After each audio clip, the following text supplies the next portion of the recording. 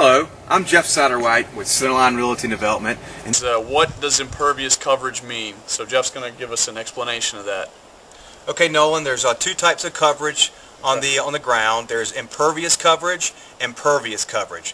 Impervious means that whatever material is on the ground will not let water penetrate. For example, this concrete is considered impervious coverage, and water will not penetrate the surface. So the water will run off and run into the stormwater system. The impervious amount on your lot is given to you by the developer according to the FEMA stormwater permit. So it is issued at a higher level from the developer, and once they get their clubhouses and their streets and all their curb and gutter in, then they dole out the impervious coverage to each lot.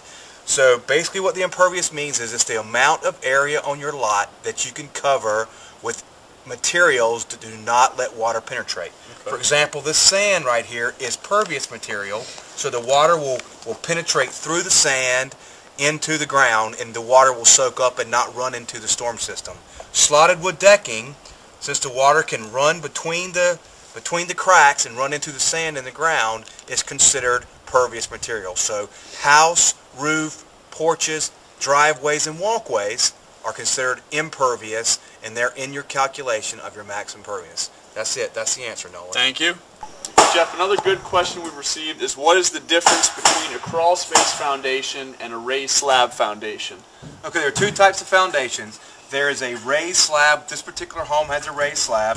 There's a normal footing on both that's down here in the ground, so concrete footing.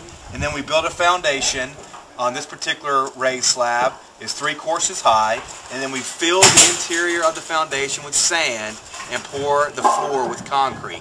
On a crawl space, we'll have the footings like normal, and then normally this will be 3 to 6 courses high, and then there'll be a wood floor system on top of the wall system and not concrete. So the floor will be made out of wood and not poured with sand and concrete. Okay, and can you give us a few benefits to each? Okay, the benefits to each. A poured slab has no space underneath the floor, so therefore you don't have any moisture problems. There's no possibilities for mold or mildew underneath your home.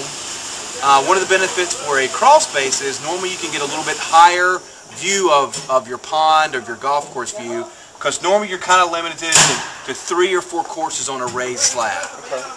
One of the other benefits of the crawl space is that the floor is a little bit softer. On a raised slab, in this particular home, you're walking on a concrete floor, so it's a little bit harder living on your legs and the impact because it's concrete. Okay. Well, that concludes this segment. Jeff, again, thank you for joining us. Thank you. Jeff Satterwhite with Centerline Construction.